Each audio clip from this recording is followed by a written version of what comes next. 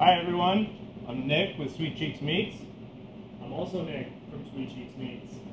Welcome to You Pulled the Trigger, Now What? First part of the multi video series that we're going to do for you. At least a couple anyways. Today we're talking about taking your animal from the field, how to get it home, and different options you can do with it. So we have a Hatterley Farms lamb on the table today. This is the closest thing representing deer, elk, antelope from a domestically raised animal. So we're going to use this as a demonstration and see that you can get the most out of your game prize.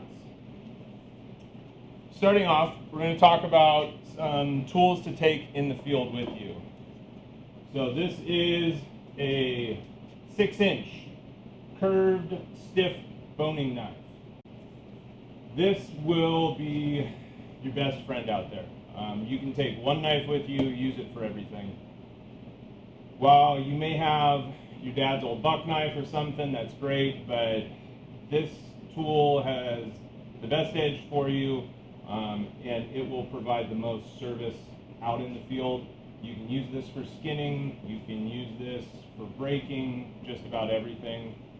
Along with this, take a sharpening steel, because your knife will dull as you go through there, whether that's just a little 3-inch piece of diamond stone that you can hone an edge on, or an actual steel just to help get a little bit of sharpness out of your blade as it dulls on you. Butcher's twine. So butcher's twine, this is a great tool for you. Stick it in your pocket, be ready to roll. On the animal, when you're going to gut it, one of the keys here, you've got your bung hole right here. So if you take this boning knife, slice all around, then you can pull the bung hole out, take a slip knot of this, go right over that, pull it tight, and so now when you go to pull that whole tract out through the gut sac, you don't get excrement all over the meat inside. The other big thing to take into the field with you, nitrile gloves. These things are great. They pack to nothing, stick them in your pocket, you take a dirty set, turn them inside out, stick them in your back pocket, and you are ready to roll with a nice, fresh, clean set of hands. So, take one set, skin the animal, get that hide removed, pull those off, pull out another set, and you are clean, ready to go to touch your meat without worrying about cross-contamination of any bacteria there. So, looking at our animal, we've got our hind legs here, we've got bellies, moving into our breast, our forequarters. In the field, if you're removing, we've got our back straps, our prize pieces, as well as inside we have our tenderloins. Go ahead and we'll pull these guys off. So this is your kidney fat, your organ fat here. If you go back to the Slow Foods YouTube page, you'll see a wonderful video that my wife recently did during the Old Bill's Fun Run about what to do with animal fats. In that, she covers making tallow out of it for cooking, making biscuits, also making skincare products of it. So please go check that out. Underneath our kidney fats here, we find our tenderloins. So you've got 2 tenderloins here. Starting at the tip, right at the last rib of the animal, you'll see this is where your tenderloin starts, and it runs all the way back into the leg. So we like to start by removing your tenderloins, incision here, cut along the spine, and then you'll pull this all the way up, all the way back to here, another cut through the leg, and you'll have your 2 fresh tenderloins. We take these out first because when we go to our back straps, our our first incision off our back straps will cut through the tenderloin if you're not careful with your tip placement. So looking in the field, you'll be able to see a distinct mark on these animals where the leg meets the back. This is where you would make your cut along each side of the spine. Run that cut on the spine all the way up into the shoulder, and then scoop, taking the tip of that boning knife and just dragging along the bone. So a good key for this is using the bone as a guide, keeping your knife on one side pressed against bone and pulling away. Another thing we can cover right now is how to hold your knife. Nick, you want to show us proper techniques for holding up knives? Don't hold it like this. Like to hold your knife choked up real nice towards the tip like that. If you're an aspiring chef, you're going to hold it like this. Just Don't kidding. Don't do that. So, good placement, have it in your hand. Wrap your hand around the heel of your knife, all the way up to there. And you're going to make cuts away from the body. If you need to get some extra leverage, you can flip it around like that. And then away from the body. If you're ever pulling toward your body, always pull to the side to where if something should slip, you don't end up in the hospital or have search and rescue come get you out of the backcountry to protect yourself. Thank you, search and rescue. That's the big key here, guys. Being home at a table, doing this, you stab yourself, worst case scenario, you got a quick trip to the ER, you're 7 miles out on a dirt road and you slice into your thigh because you got excited. Now you got a lot bigger of a problem. So as Nick said, always pulling across your body, never at your body. Let's see. So, flip it back over. So we're going to show you a little bit more about how we cut in the shop. This will be some different tricks, different tips that you can take home and have a little more fun with rather than just ending up with burger meat, stew meat, and back straps. So right now we're going to pull the belly off of our animal. So starting up, you can feel the cartilage coming off the ribs. You start with your knife. You're going to cut through the lighter bit of cartilage. You can see it naturally comes all the way down to the diaphragm.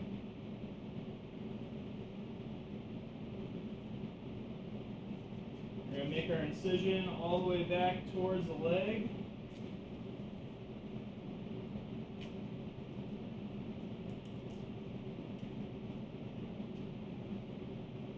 Got your belly meat right here.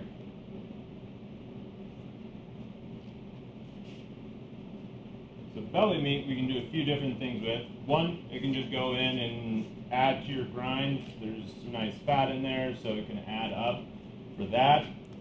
You can also take this, cure it, roll it, smoke it, and now you've got lamb bacon, deer bacon. You can also braise this down and then shred it into a very delicious meat. So now we've exposed our short loin on the animal. This has our back strap, our tenderloin. If this were beef, this would be our porterhouse and T-bones, which is what we're going to show you how to make today. The nice thing is, if you're out in the field, you don't necessarily have to have a saw. You should have a saw or a hatchet, something to split bone with. But Nick's going to show us right now how we can get into this animal using the tip of our knife to separate the spine. So if you walk up to your animal and you grab it, you should see a little bit of movement coming. In that movement is joint. With the tip of your knife, you're just going to start poking around. When you feel it go soft, you're in between the bone. So my knife's going in about 1.5 inches right there. Rocking back and forth.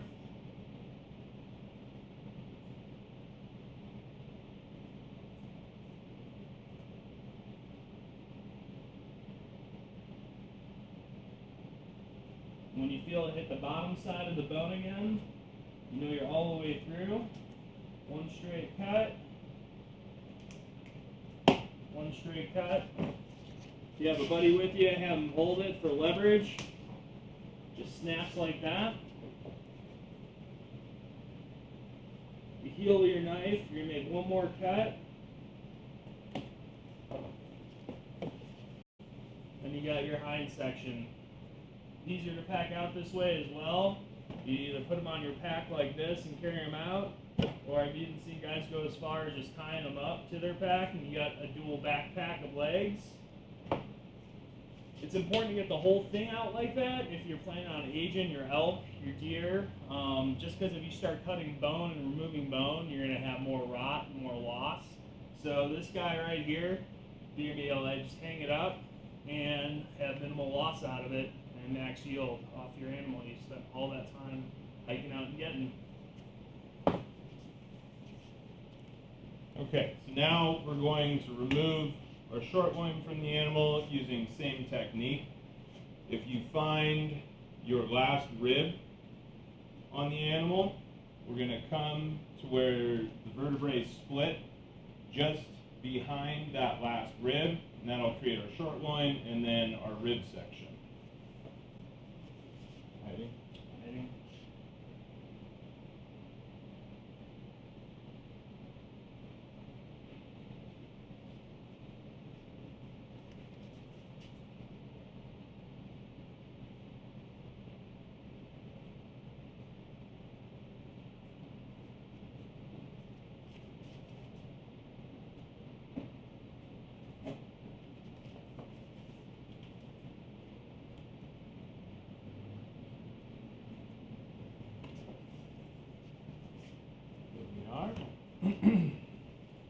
Next up, we want to remove our rib section. So, say you want to make an elk crown roast, or you want to do tomahawk chops, anything like that. So what we want is we're going to take our last 9 ribs.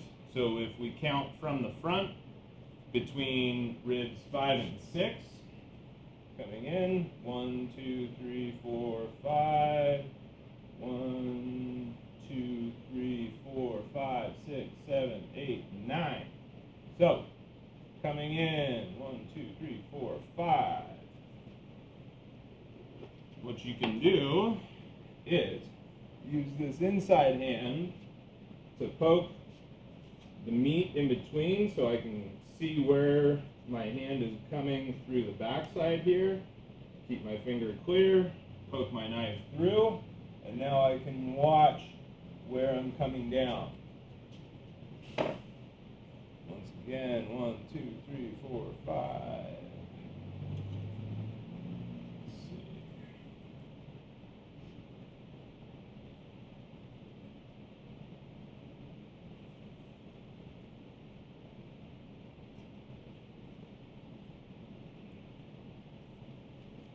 Then if I follow back up in between those bones,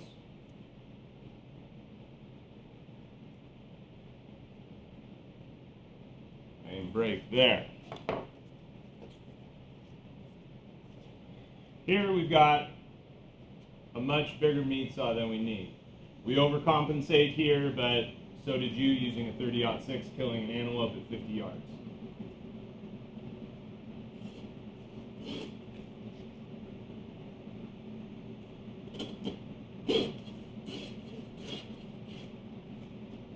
Put that guy through the breastplate. Then we can come right down here.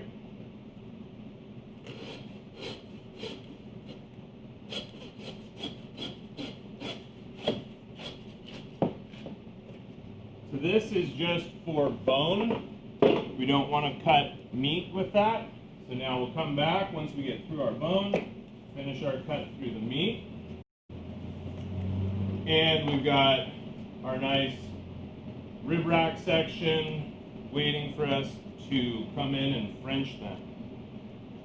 What's left of your forequarter, you've got 2 shoulders and your neck and your shanks. So we're going to take our neck off. This is something you don't want to leave out in the field. This is one of the most flavorful parts of the animal. Great for using for braising, stew meat, things of that nature. So not to be sent to grind, but saved. From here, you can split along both sides of the spine and then fillet this off the bone, and you've got beautiful meat. We also use that for jerky in here, which if you cross-cut the muscle grain on it, makes great meat sticks. So, on our shoulder section, we can come right on the breastplate here, make a cut, and then keeping one side of our knife on that bone, we just make runs with it, again across my body, not towards it, following the curve of the bone.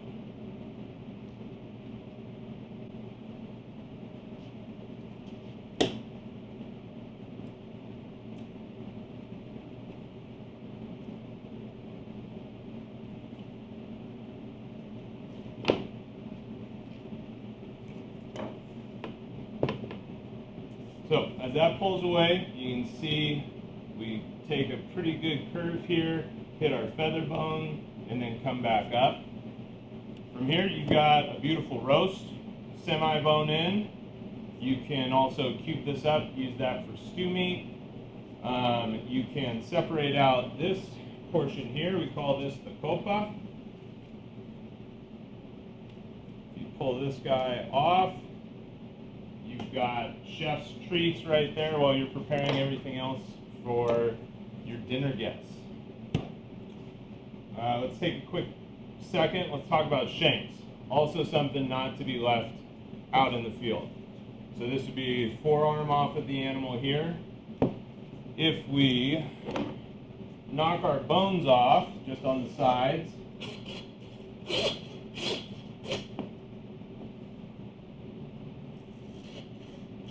coming up just below where the elbow would be on the animal.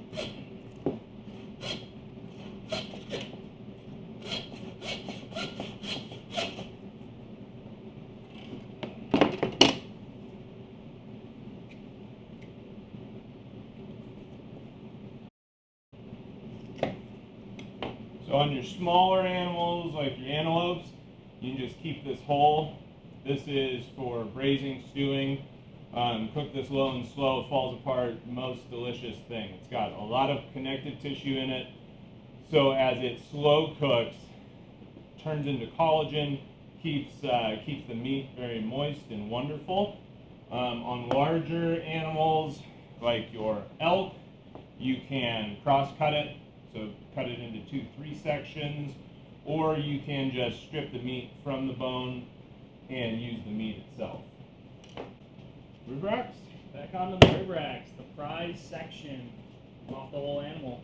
Right now you can see we've got 2. We're going to cut it right down the center there. It's pretty easy if you have an extra set of hands to help you.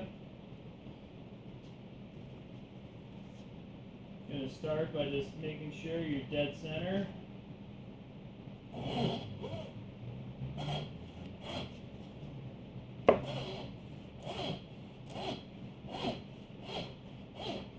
Saw through, we're going to lower the heel of the saw.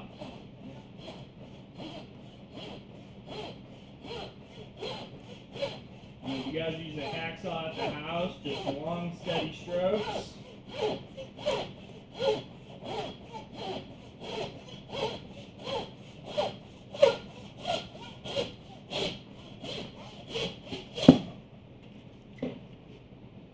Once you get through the spine of the animal, take a sharp knife, straight through.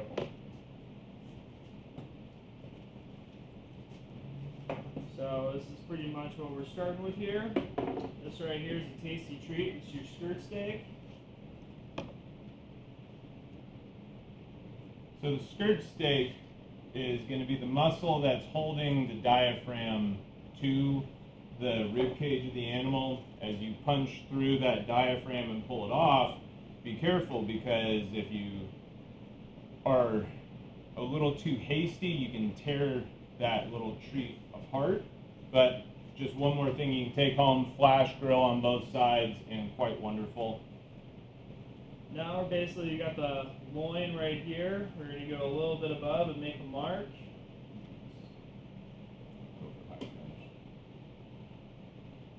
And that's going to be our low cut. Now we're going to take the top rib section off. We're going to basically go about 5 inches of bone, and we'll go straight across. Make yourself a mark on the inside. And with the hacksaw, we're just going to come through.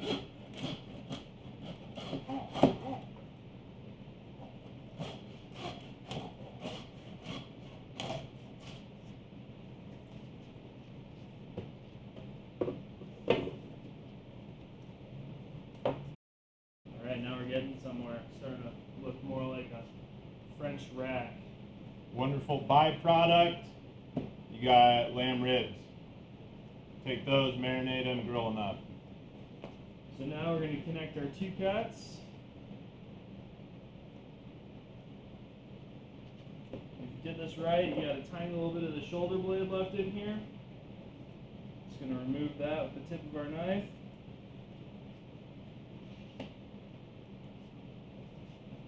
And just like we did on the shoulder, we're going to basically take our knife and run it right down the side of the bone.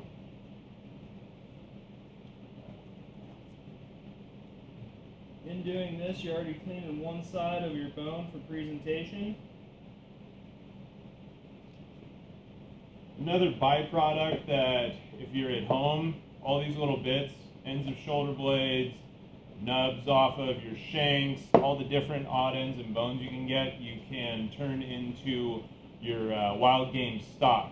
So you can take these, there's multiple different ways you can do it. Blanch them, roast them, basically stick them in a pot, let them cook for a very long time, and you'll be left with the richest, most nutritious product you can find. Alright, now that we got to this point, we got all this delicious rib meat in between the ribs. Just take your knife down to the loin, turn it, bring it right back up. All that's going to go into your trim, stew. It's one of my favorite things off the elk and deer. Some of the tastiest meat you can get.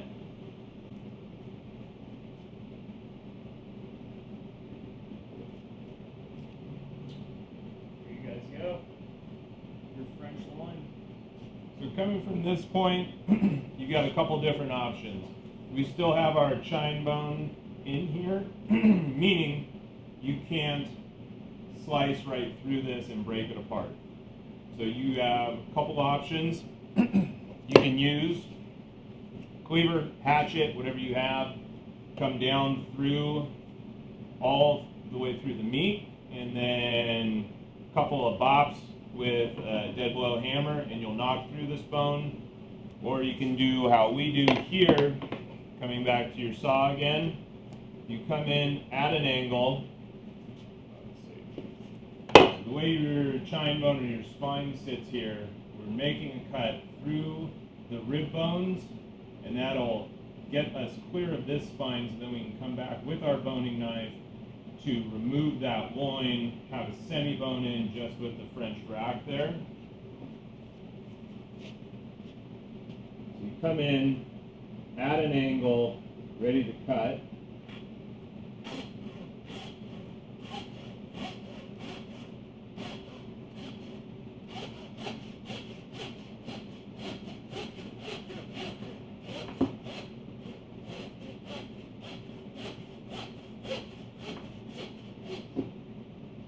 Feel when you clear the bone, and then you can come back with that boning knife to slip right through.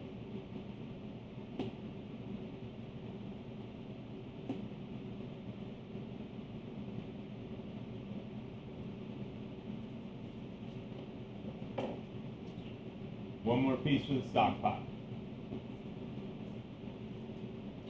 So now you got your French rack.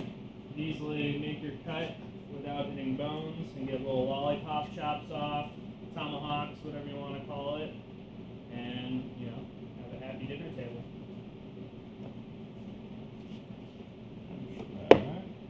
Alright, moving back to our short line, we said we're going to teach you how to make little T-bones and porterhouses of this.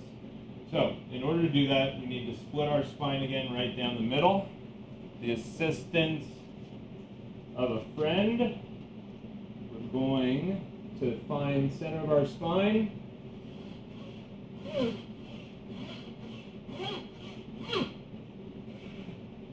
Now you paid for that whole saw, so use the whole thing. Just keep cutting.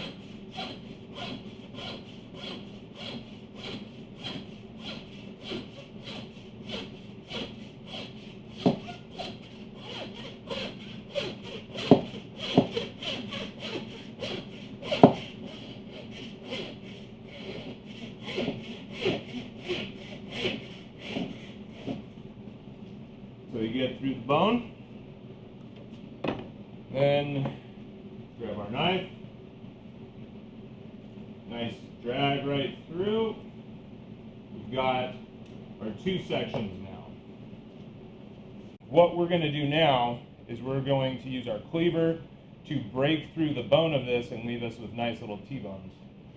So looking on the camera, you can see clearly where our spine has its natural breaks. We're going to use those as indicators for where we want to make our T-bone cuts here.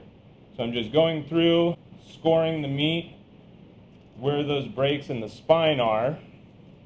Then I'm going to come back with my cleaver, pressing down till I meet the bone. I'm just going to use the tip of my cleaver to break through this bone with the assistance of a dead blow hammer. So you want to hit on the cleaver where you want to transfer that energy through the bone. So I don't want to be hitting back here on the heel. All that's going to do is drive my cleaver into my cutting board. This is where you get your best transfer of power. And it's just tap, tap, and we're through.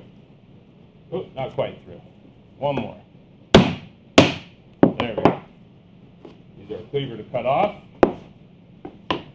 Now we're left with our cute little T-bone steaks.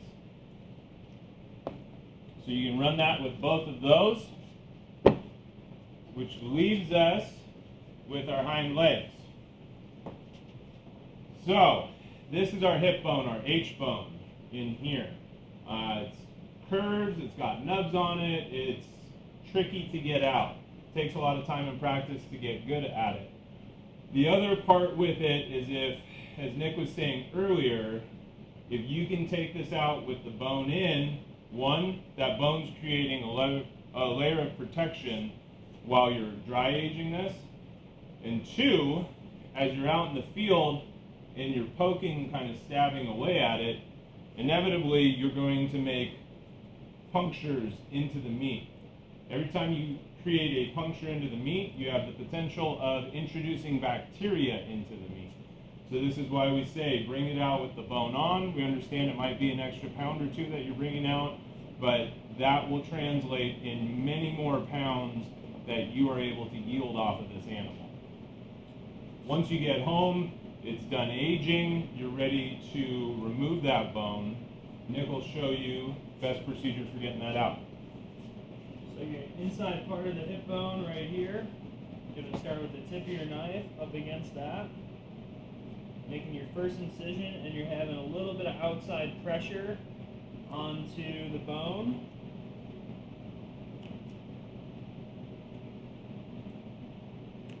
And then you can feel coming up the area here where the bone is and where the meat is. So we're going to like walk that fine line of bone and meat.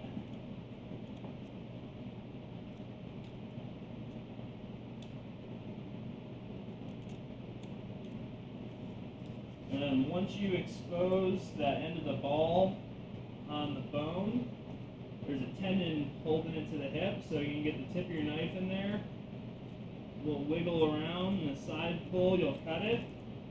It'll allow it to have a little bit more flexibility, so you can continue boning it out.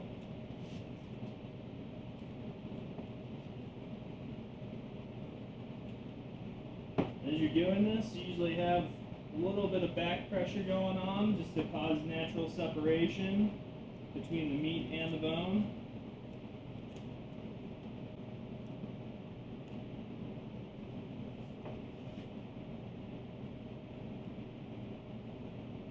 So as you can see here, I'm almost all the way through. I'm going to cut on the high side near the bone. Great leg.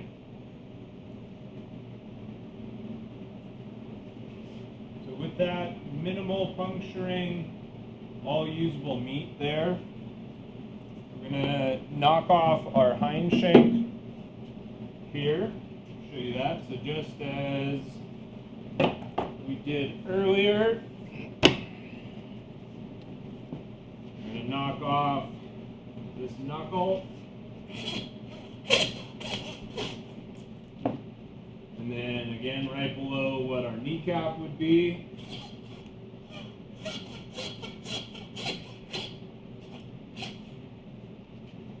Come back with our knife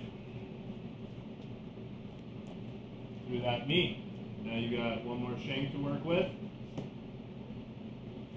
Taking your hind quarter, you got a couple different options as to how to get here to get your bone down. One, you know where your two ends of your bone now are. You got your head and your heel here. You can take your knife, make a cut down to that bone, and then drag the tip of your knife along that bone. You can also just start and go one seam at a time. So being seam butchery, put a little bit of fat out of our way, we can take the tip of our knife, find where that first muscle is,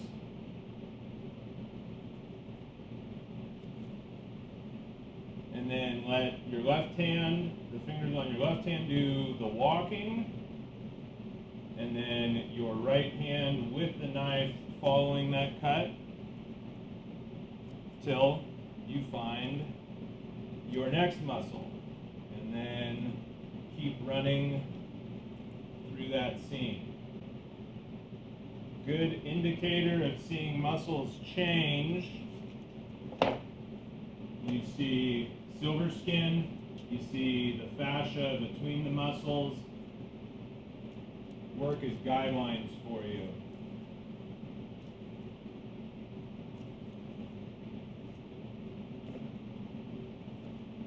So there's one round.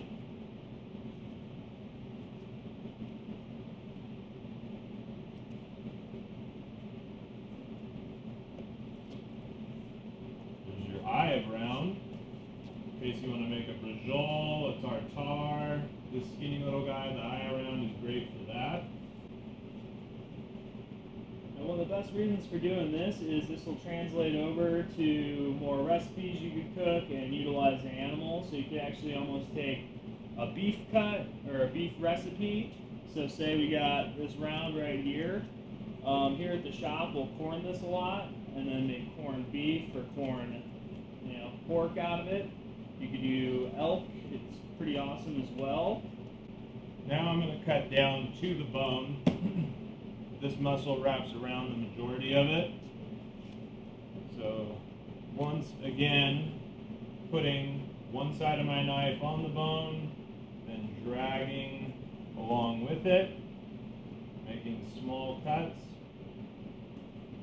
Get around my kneecap here.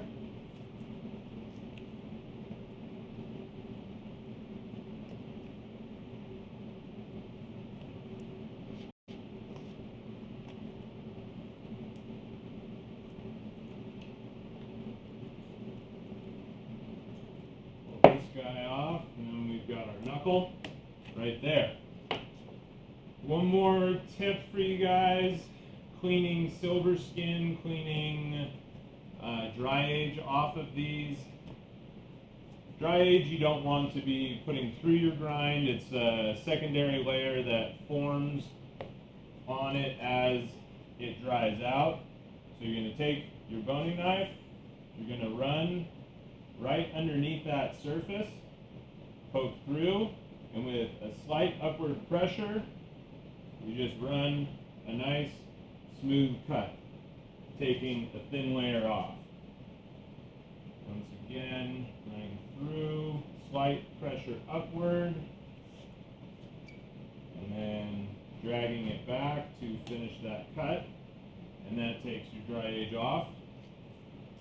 Silver skin can put some of the off flavors into your game as well, or your grind as you're making it. So we see our silver skin right here. Nick will take a quick cut with that. Same thing that we were doing for the dry age. Just poke that tip in, minimal amount off, slight pressure up, drag your knife off, and then coming back the same way.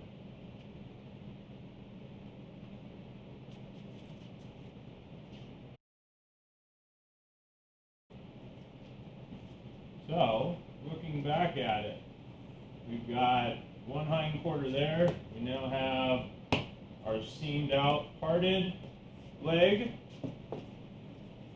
and our shank. We have, let's see, where are our short loins? Our short loin along with our T-bones. We have our full rack and our ribs here, along with our French rack. We have our semi-boneless shoulder with our full shoulder, our little copa. There's our belly sections for stewing. One more shank in here, and our neck. So that's our animal ready to go. Another note, there's been questions about pulling the lymph nodes for chronic wasting disease testing. So unfortunately, we don't have the part of the animal that you need in order to do that. It sits on the head of the animal. This has been split right from the atlas of the animal. We will attach in the show notes a video or a link to a video from the Wyoming Fish and Game. They recently just released a great video detailing where to get that. Essentially, you will be making an incision at the neck here going towards the jaw of the animal, and that lymph node sits right in there. It is a gland, which, let me show you what a gland looks like in case you were curious about the difference of that. This is a different gland that sits in the animal right here at the base of the throat, and you can see the difference in the texture of it. So it almost looks like a fatty deposit in there, but it'll be pinker. You'll see kind of some glossing over it.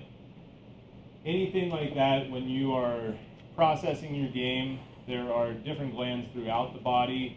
A lot of the time, they will be encapsulated in fat. So if you see a large amount of fat sitting inside the leg, if you cut that open, more than likely you're going to find a gland in there. That's something to just discard, nothing that you want to have inside of your grind. Thanks for joining Nick and Nick today. We'll see you guys really soon for the next part of the series.